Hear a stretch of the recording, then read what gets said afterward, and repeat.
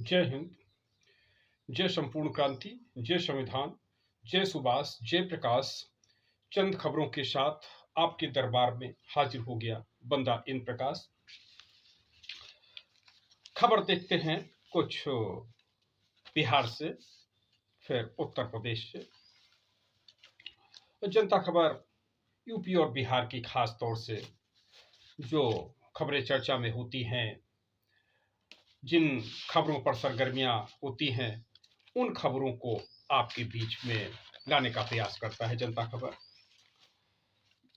और बिहार का इस समय बजट सत्र चल रहा है, तो दो बातों पर बजट सत्र भी चल रहा है और लालू परिवार पर सीबीआई ईडी के शिकंजे कसे जा रहे हैं, उस पर चर्चा चल रही है।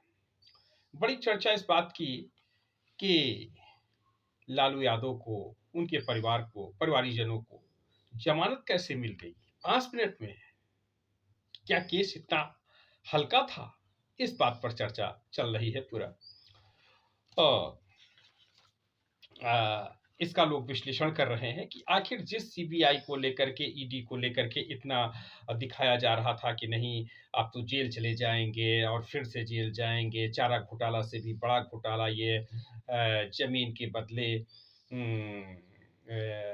नौकरी का घोटाला है, और ये दूसरा घोटाला ये जो ईडी ने छापेमारी किया है उसमें 600 करोड़ का जो है लेन देन का पाया गया है। इस तरीके की खबरें थी। तो बहरहाल उनको जमानत मिल गई है। तो अब चर्चा है कि क्या केस हल्का है, क्या है? तो इस पर कुछ विद्वान मान रहे हैं कि नहीं, अब वो प्रोसेस में है, सीबीआई अपना प्रोसेस कर रही है, ईडी अपना प्रोसेस कर रही है, कोर्ट में अपना प्रक्रिया चल रही है। तो अब आने वाले समय में देखना होगा कि क्या होगा। लेकिन इसके राजनीतिक मायने जो जनता खबर समझ पा रही है कि एक संदेश ये गया निश्चित रूप से कि भाई जब जमानत उनको मिल रही है इतनी आसानी से तो केस छूट भी जाएगा। लेकिन रविशंकर प्रसाद जी का कहना है कि नहीं, केस छूटने वाला नहीं है। जब चारा घोटाला हुआ था उस समय भी यही स्थिति थी। शुरुआत दौर में तो वो ये जमानत मिल गई, लेकिन बाद में फिर केस के जब परत दर परत खुलता गया तो फिर जेल जाना पड़ा और सब लोगों ने देखा किस प्रकार से उसमें दंडित हुए लालू यादव जी। तो इस प्रकार से उन लोगों का मानना है, विधि विशेषज्ञों का, कि ये केस और अभी इसको बिल्कुल एंड नहीं मान लेना चाहिए कि नहीं ये जो है जमानत मिल गई तो अब केस फिनिश। तो केस फिनिश नहीं है, केस तो चल रहा है, प्रोसेस में है। आने वाले समय में क्या होता है तो ये देखा जाता है। एक खबर ये है जो विधानसभा पर सदन चल रहा है, तो उसमें ये सत्र के दौरान लखेंद्र कुमार रोशन, तो इनको खैर वो निकाल दिया गया था 2 दिन के लिए, तो इनकी वापसी हो गई और इनकी नोकझोंक लेशी सिंह के साथ हुई। वहां की वो भी मंत्री हैं बिहार सरकार में और नीतीश कुमार की करीबी मंत्री मानी जाती हैं। लखेंद्र कुमार पर आरोप था कि इन्होंने जो है माइक तोड़ दिया। ये भाजपा के विधायक है लखेंद्र कुमार पासवान जी। तो इन पर आरोप की इन्होंने माइक तोड़ दिया, लेकिन उन्होंने कहा कि माइक मैंने तोड़ा नहीं है, माइक को ढीला था तो वो खुल गया, इस प्रकार से रहा। एक वहां पर doctor Sanjeev Kumar JDU MLA, तो जब ये चंद्रशेखर का प्रकरण आया तो उन्होंने चंद्रशेखर पर जनता दल यूनाइटेड के विधायक संजीव कुमार, डॉक्टर संजीव कुमार और चंद्रशेखर यादव बिहार सरकार के मंत्री, तो बिहार सरकार के प्रोफेसर चंद्रशेखर यादव, तो डॉक्टर प्रोफेसर चंद्रशेखर यादव पर उन्होंने सवाल उठाया जनता दल यूनाइटेड के विधायक डॉक्टर संजीव कुमार ने कि ये तो कैसे फर्जी प्रोफेसर है, ये तो अपनी वेतन ही नहीं निकलवा पा रहे हैं, अपना सैलरी ही नहीं निकलवा पा रहे हैं। तो ये चर्चाएं चल रही कि भाई उनकी सैलरी का क्या मसला है, क्या लफड़ा है कि सैलरी नहीं हो पा रही है, सैलरी ही नहीं ले पा रहे हैं। तो विधायक की सैलरी लेंगे और वो मंत्री की सारी सुविधाएं ले रहे हैं, लेकिन जो प्रोफेसर है उसका उनको सैलरी वेतन नहीं मिल रहा है। ये संजीव कुमार ने वो मसला उठाया सदन के भीतर। एक ये चंद्रशेखर के जब वहां पर तीखी नोकझोंक हुई, भाजपा के कुछ विधायक धरने पर बैठे हुए थे, तो उनमें से एक खास बात ये रही कि विधानसभा में जब भाजपा के विधायकों ने धरना प्रदर्शन किया तो उसमें चंद्रशेखर के मसले पर जनता दल यूनाइटेड के भी विधायक चंद्रशेखर के मसले पे भाजपा का साथ देते हैं। चंद्रशेखर का जो रामचरितमानस विरोधी बयान है, राम विरोधी बयान है, वो उससे केवल भाजपा ही नहीं उसका विरोध कर रही, जनता दल यूनाइटेड के सभी नेता विधायक चंद्रशेखर यादव के इस बयान से बिल्कुल अलग है कि ये चंद्रशेखर कैसा बयान दे रहे हैं, ऊट-पटांग का बयान दे रहे हैं। तो इनकी तुलना लोग कर रहे हैं वहां के विधायक लोग कि जिस प्रकार से राष्ट्रीय जनता दल के कृषि मंत्री रहे, तो जिस प्रकार से कृषि मंत्री रहे तो वो जो है बोलते रहते हैं, उसी प्रकार से ये दूसरे ये चंद्रशेखर हैं कि एक मंत्री सुधाकर सिंह जैसे बोलते रहते हैं वैसे ही चंद्रशेखर यादव भी बोल रहे हैं इस प्रकार से वहां पर, जबकि दोनों साथ में है, राष्ट्रीय जनता दल और जनता दल यूनाइटेड साथ में है, ये चल रहा है। एक और खबर रही कि वहां पर आरजेडी नेता, राष्ट्रीय जनता दल के नेता सुनील राय का अपहरण कर लिया गया था। तो खुलेआम अपहरण किया गया, दिन दहाड़े अपहरण किया गया, लेकिन उनकी बरामदगी हो गई सकुशल। तो बड़ा सवाल बिहार की सरकार पर उठ रहा है कि इस प्रकार की घटनाएं आखिर क्यों हो रही हैं बिहार में, कि बिहार में इस प्रकार की घटनाएं हो रही हैं कि अपहरण हो रहे हैं, हत्याएं हो रही हैं, और अभी एक डॉक्टर का जो है प्रकरण चल ही रहा है कि वो डॉक्टर गए तो कहाँ गए, जमीन में चले गए, आसमान में चले गए, कहाँ चले गए, तो ये प्रकरण चल रहा है कि डॉक्टर कहाँ गए, डॉक्टर की खोजबीन चल रही है। तो इस प्रकार से एक बिहार पर ये सवाल उठने लगा कि क्या जंगल राज, जिस प्रकार से लालू यादव का शासनकाल रहा 90 से लेके 2005 तक, तो जिस प्रकार से एक वो तमाम घटनाएं हुई, उसमें तमाम नरसंहार हुए, वो लक्ष्मणपुर बाथे हो, शिनारी हो, इस प्रकार से तमाम जो है घटनाएं, घटनाएं वहां पर होती रही, और तमाम बड़े पैमाने पे लोगों का अपहरण होता रहा, फिरौती लेते रहे। तो एक विभत्स स्वरूप आता लालू यादव का जंगल राज से लोग तुलना करते हैं, लालू यादव राज जंगल राज इस प्रकार से। तो क्या उसकी वापसी हो गई? तो तब खासतौर से भाजपा मान रही है, कह रही है, उनके नेता कह रहे हैं कि नहीं, जंगल राज 2 ये चल रहा है, ये जंगल राज की वापसी हो गई है। तो कुछ इस प्रकार की घटनाएं हैं जो दिल को दहला रही हैं वहां की, जिस प्रकार से अपहरण हुए और हत्याएं हुई, इस प्रकार से शराब की घटनाएं हुई।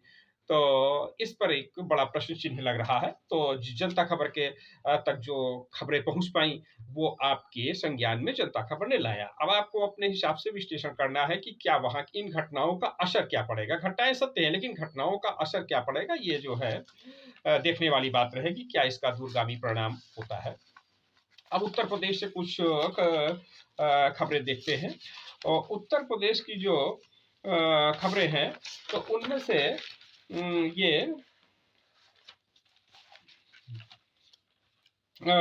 एक साक्ष्य, अभी ये रामपुर का घटना हुआ था, रामपुर मुरादाबाद में। तो उसमें वहाँ के जो एक नेता ने कहा, तो धार्मिक नेता, कि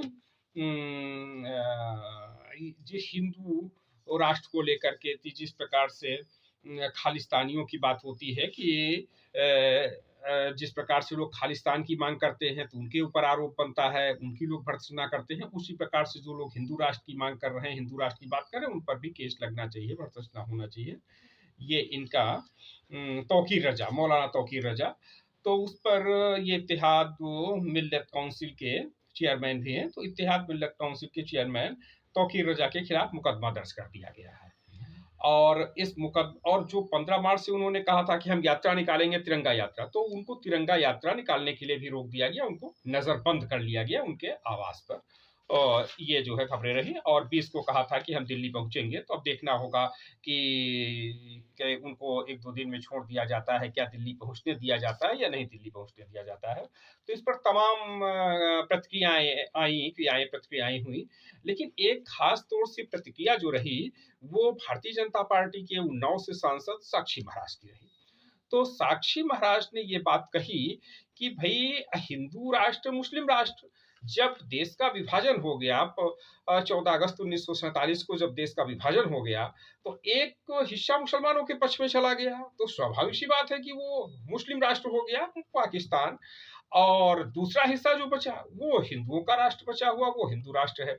तो साक्षी महाराज ने कहा कि इस पर जो है किसी विशेष टीका टिप्पणी या बहस की गुंजाइश नहीं है। भारत हिंदू राष्ट्र है, ये हिंदू राष्ट्र है, ऐसा उन्होंने कहा साक्षी महाराज। तो अब इस पर लेकर के टीका टिप्पणी चल पड़ी है कि क्या स्थिति है। इसी बीच दूसरा एक फरमान आ गया कि प्रत्येक जिले में उत्तर प्रदेश सरकार का कि भेजा जाएगा, 1 लाख रुपया दिया जाएगा, 1 लाख रुपया जिलों में, और मंदिरों में रामचरितमानस के पाठ होंगे नवरात्र में। तो स्वामी प्रसाद मौर्य ने कहा कि भाई ये तो 1 लाख रुपया कम है, 1 लाख रुपया कम है, ये तो 10 करोड़ रुपया दिया जाए जिलों में। तो हालांकि उन्होंने दूसरे परिपेश में कहा कि अब हमको सरकार डर गई है और एक पक्ष नाराज हो गया है, उसने सब अपने को अलग कर लिया है, तो इसलिए सरकार रामचरितमानस का पाठ करा रही है, और गांव-गांव जो रामचरितमानस के से लोग अपमानित हो रहे हैं वो गांव-गांव विरोध करेंगे, ऐसा स्वामी प्रसाद मौर्य ने कहा हुआ है। तो ये भी अब चर्चाएं चल रही हैं। अब और दूसरा ये है कि कोलकाता में जो बैठक होने जा रही है 18 व 19 तारीख को समाजवादी पार्टी की, तो उसमें समाजवादी पार्टी के अभी लालू यादव से भी मिले, अखिलेश यादव लालू यादव से मिले। इसके पहले उनकी पत्नी डिम्पल यादव मिली हुई थी लालू यादव से। तो डिम्पल यादव का आवास जो पड़ता है दिल्ली में, और मीसा भारती तो आमने सामने ही पड़ता है, पास में ही है। तो अखिलेश यादव वहां पर गए, मिले आज, और मिलकर के खबर आई कि फिर वो मैनपुरी के लिए निकल गए हैं, और मैनपुरी से फिर वो निकल जाएंगे कोलकाता के लिए। तो पहले दिन वो अपने पार्टी के शुभचिंतकों, समर्थकों से, नेताओं से, खास लोगों से मुलाकात करेंगे और एक छोटी बैठक करेंगे। उसके बाद फिर उनका जो है अधिवेशन रहेगा 18 और 19 को बैठक में रहेगा। तो इसमें कल वो ममता बनर्जी से भी भेंट करेंगे, कल ही 17 तारीख को भेंट करने का उनका कार्यक्रम है। और इस पूरे कार्यक्रम में किरण मजंदा जो समाजवादी पार्टी के राष्ट्रीय उपाध्यक्ष है, उनकी विशेष भूमिका इस पूरे अधिवेशन में रहेगी। तो इस प्रकार से ये वहाँ की खबर है कि अब 18-19 को क्या फैसला होता है आगे के लिए। पश्चिम बंगाल में भी कुछ करेंगे या दूसरे प्रांतों में करेंगे, क्योंकि राष्ट्रीय कार्यकारिणी की बैठक हो रही है, ये रहेगा। दूसरा ये रहा कि उत्तर प्रदेश शासन ने समर्पित पिछड़ा वर्ग आयोग की रिपोर्ट सुप्रीम कोर्ट में प्रस्तुत कर दिया था, जिसमें आयोग की सिफारिशें भी शामिल है, और आयोग ने जो आपत्तियां दर्ज कराई हैं तो वो आपत्तियां हैं। तो अब उन पर देखना है कि सुप्रीम कोर्ट का क्या रुख होता है, या अप्रैल में इसका सुनवाई रहेगी। ये जो है रहा। और एक ये रहा कि ये शिक्षक भर्ती, तो शिक्षक भर्ती के लिए जो वो अभी हाई कोर्ट ने उस पर कहा कि वो जो सूची जारी की उसमें दोष भी है, तो उससे भी 6,800 शिक्षक भर्ती का मसला जो है, तो उसमें उन शिक्षकों को कोई विशेष लाभ नहीं मिल रहा है, तो उसको लेकर के वो लोग नाराज हैं।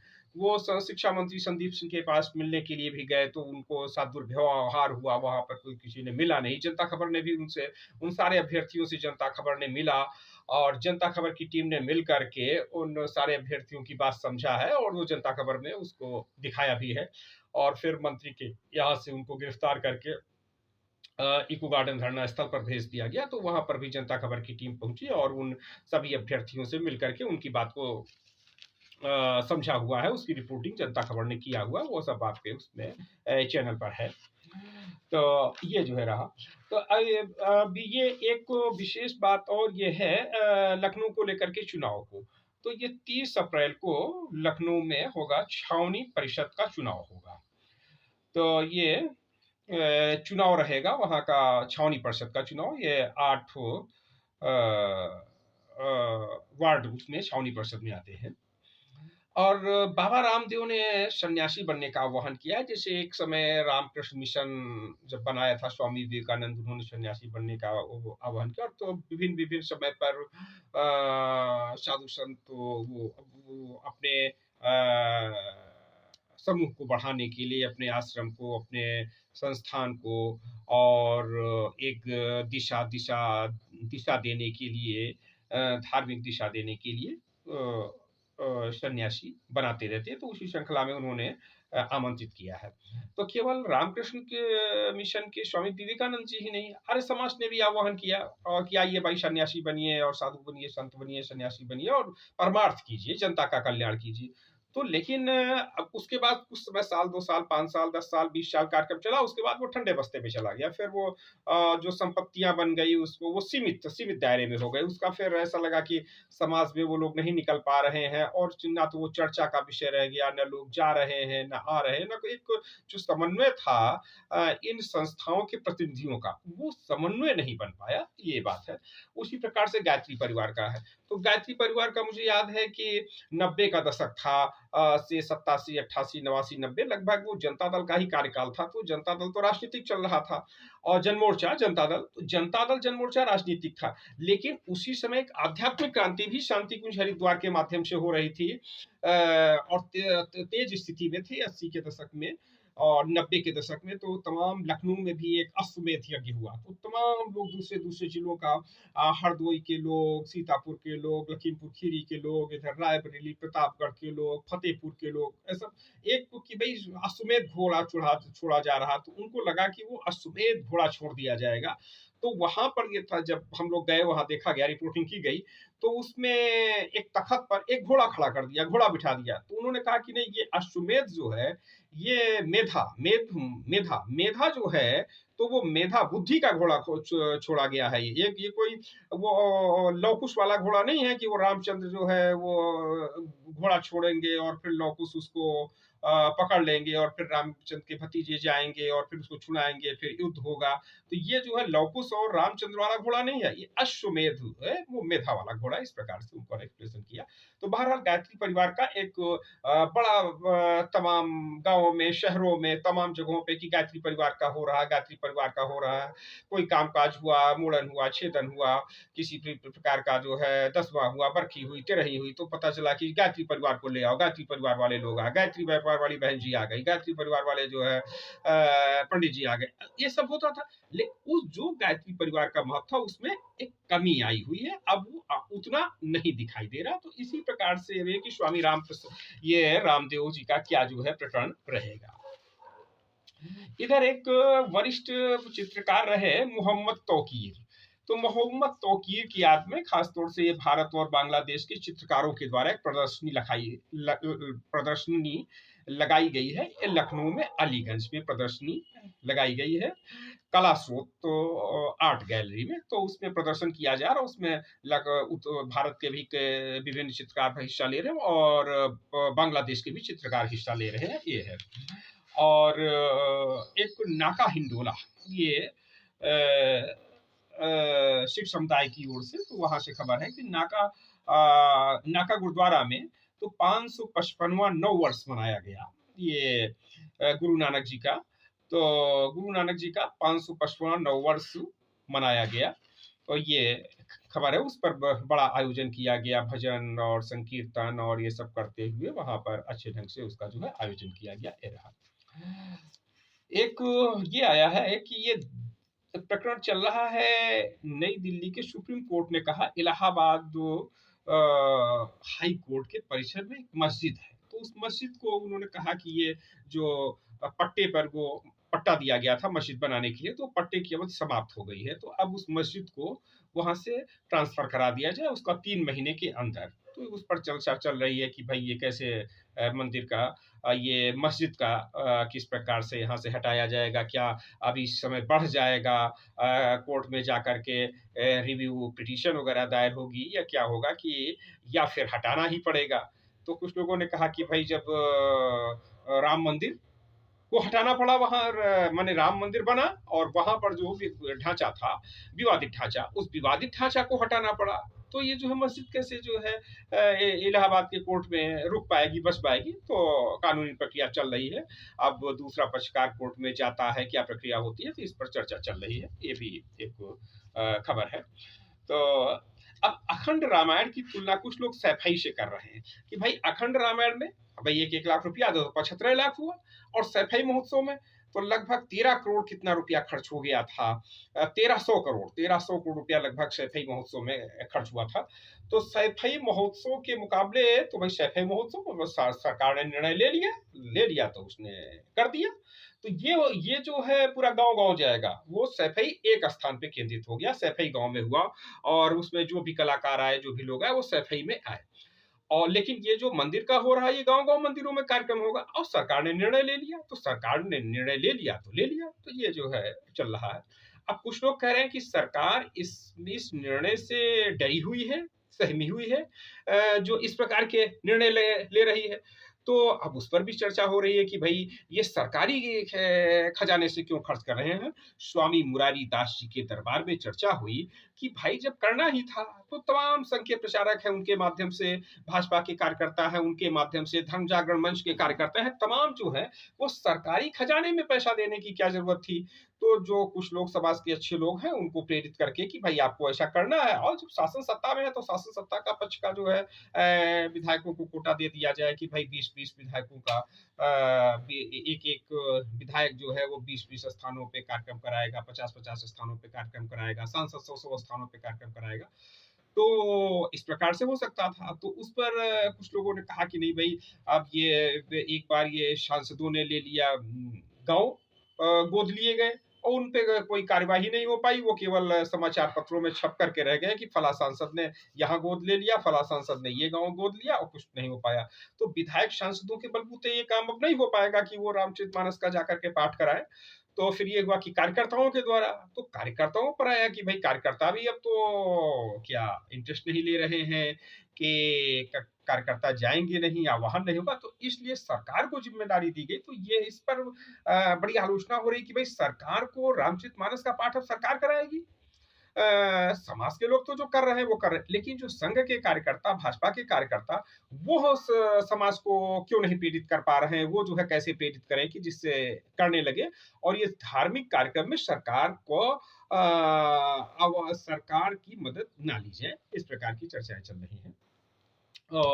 इसी बीच एक और चर्चा लखनऊ से ही निकल करके आई।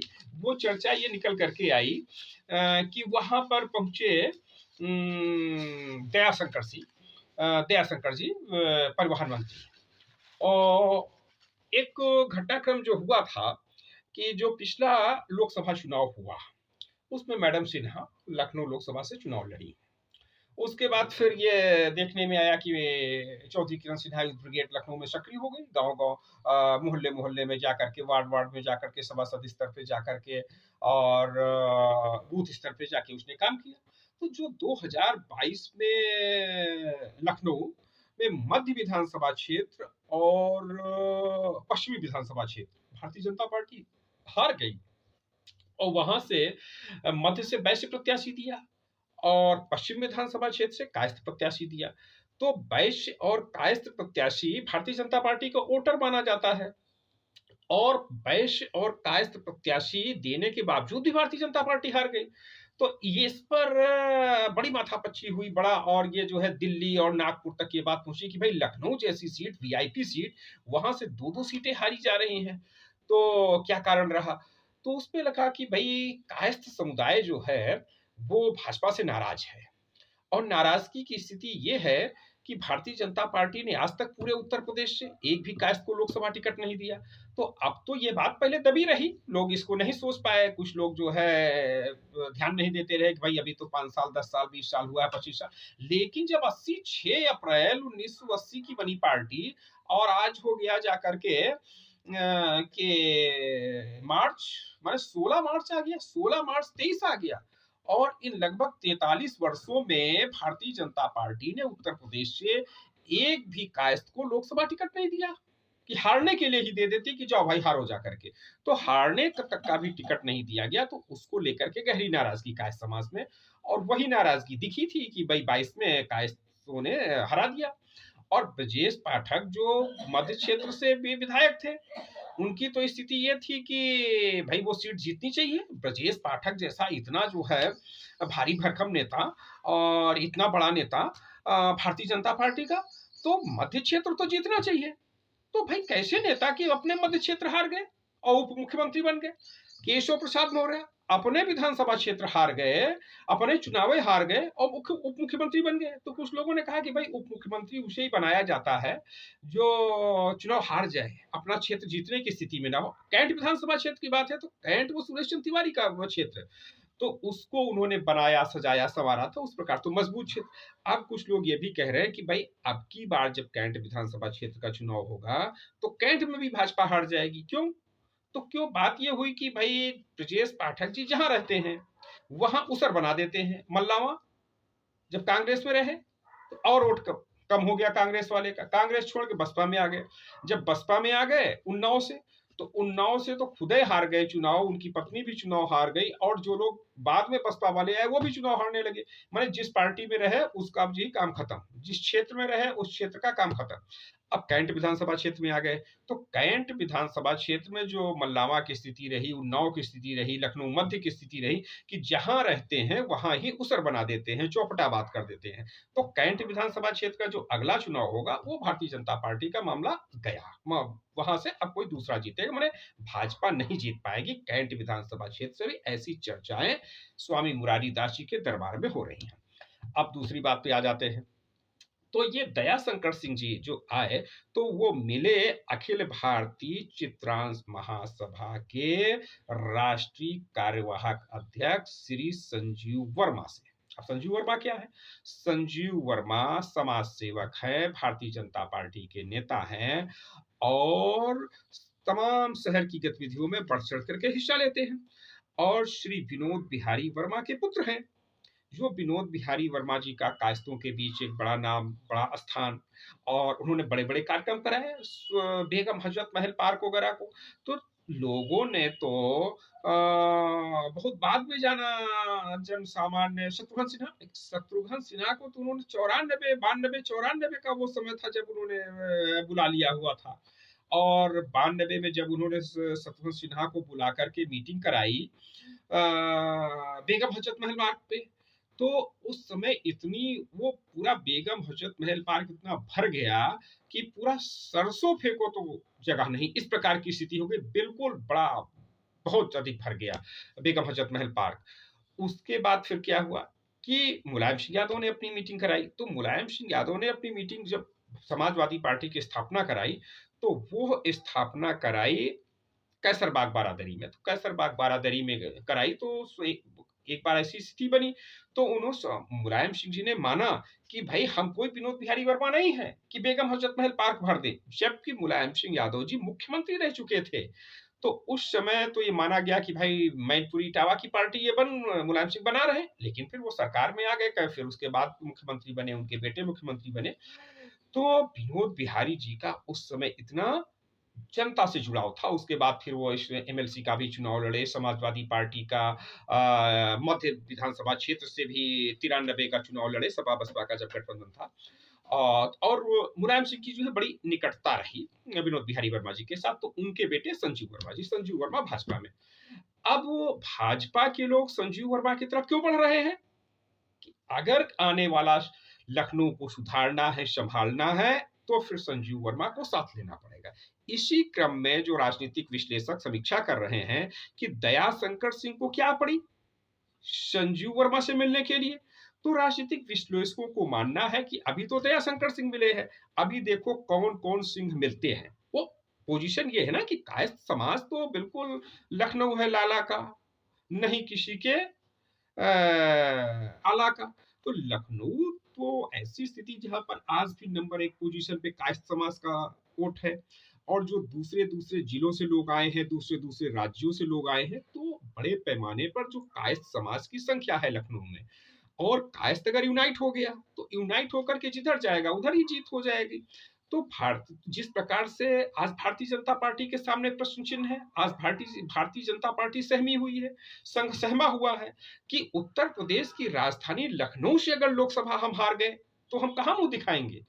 मध्य विधानसभा क्षेत्र हम हार गए, पश्चिम जहां से वैश्य प्रत्याशी उतारा, भाजपा का बहुत कद्दावर प्रत्याशी उतारा हमने, फिर भी मध्य हार गए।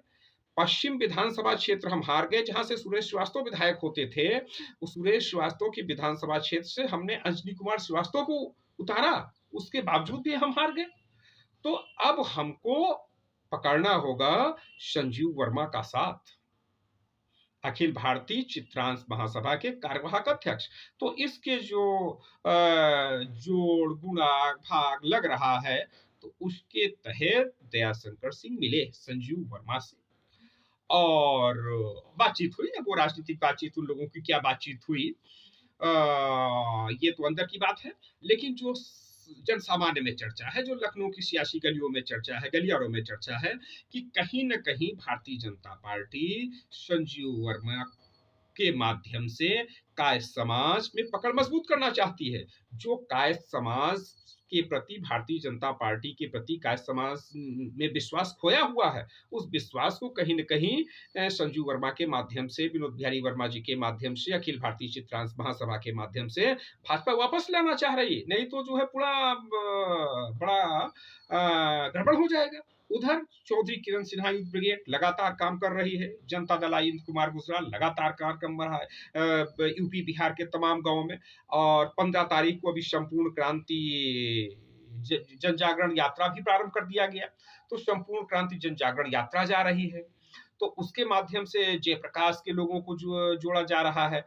और 1, 2, 3 को जो कार्यक्रम हो रहा है चित्रकूट रिचार्ड्स लखनऊ में, उसमें भी जयप्रकाश के मानने वाले लोगों को, शरद यादव के लोगों को, कर्पूरी ठाकुर के लोगों को, इंद्र कुमार गुजराल के लोगों को, माने जितने समतावादी लोग हैं, समाजवादी, साम्यवादी, उन सबका जमावड़ा 3 दिन हो रहा है, 1, 2, 3। तो इसमें खास तौर से ये जो चौधरी किरण सिन्हा जी के साथ जो टीम लगी हुई है, उसमें कायस्थ समुदाय भी बड़े पैमाने पर है। तो उससे भी भारतीय जनता पार्टी को चिंता हो रही कि कायस्थ समाज जो है बड़े पैमाने पर अगर किरण सिन्हा के साथ, यशवंत सिन्हा के साथ, शत्रुघ्न सिन्हा के साथ चला गया, उनके इशारे पर वोट कर दिया, तब तो हो जाएगी फजीहत भाजपा की। तो इस नाते संजीव वर्मा के माध्यम से वो अपना बैलेंस कंट्रोल करने का काम कर रही है, जो उसका घाटा हो रहा है। तो ये चर्चाएं हैं, लखनऊ में चर्चाएं हैं।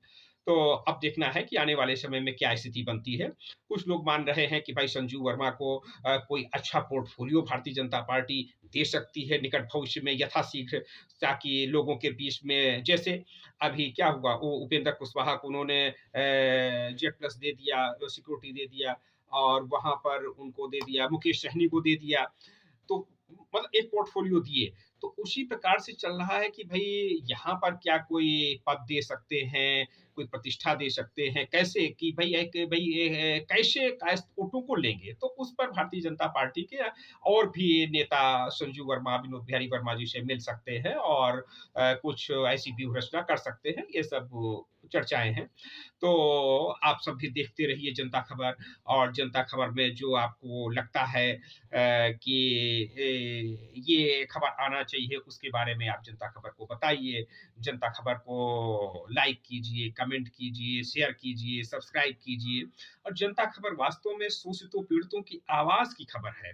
जनता खबर उन खबरों को लाने का प्रयास करती है जो खबरें दबी हुई हैं, जिन पर चमचमाती मीडिया की नजर नहीं जाती है। तो जनता खबर तो आम आवाम की जो आम आवाम की खबरें हैं, उन खबरों को आपके बीच लेकर के आती है। तो ठीक है, आप सभी को जय हिंद, जय संपूर्ण क्रांति, जय संविधान।